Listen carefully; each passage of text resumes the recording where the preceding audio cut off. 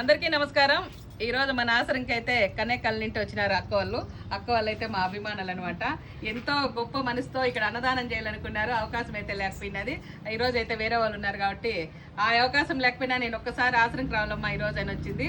అక్క అయితే అవాతాతల కోసం చాలా ఇబ్బంది పడుతూ కష్టపడుతూ ఆ మాటల్లోనే చెప్పలేము అంత కష్టపడుతూ వచ్చిందనమాట. ఎందుకంటే అక్క సొంతంగా నేనైతే ఎప్పుడు తినలేదబ్బా. ఇవి చూడండి ఒక్కసారి ఏమంటారు బంకాయలు. ఇవైతే నేను కానీ పల్లెలోనే పుట్టినా కానీ నేను తినలేదు.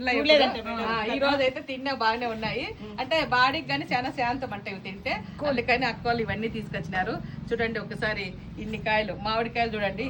ఇవన్నీ మామిడి పండ్లు. అలాగే ఇక్కడ చూడండి మన సంతల్లో అమ్ముతాండ్రి పల్లెల్లో బొరుగులు. మేము పిల్లప్పుడు మా నాన్న తెచ్చేవాడు ఇట్లా పట్లాలు అట్లాంటి తెచ్చినాడు. ఎవరికి వీడు పిల్లలు ఎవరంటే ఇక్కడ మా పిల్లలు చూడండి. మా పిల్లల కోసము బొరుగులు. తర్వాత ఈ బాక్స్ లో అయితే ఓలుగులు అక్కే సొంతంగా చేసుకొని వీళ్ళందరికీ తీసుకొని వచ్చింది అనమాట.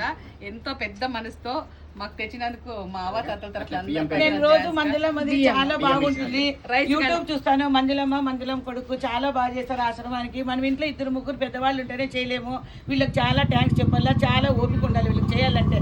ఇంట్లో 2-3 పెద్దవాళ్ళు ఉంటేనే విసుక్కుంటాం అది చేయలే ఇది చేయాలని. వీళ్ళు చాలా గొప్ప మనసు అనమాట. ఆశ్రమం పెట్టిన వాళ్ళు చాలా గొప్ప మనసు. మంజులమ్మ రోజు చూస్తాను. చాలా ఇష్టం నాకు. ఓకేనా.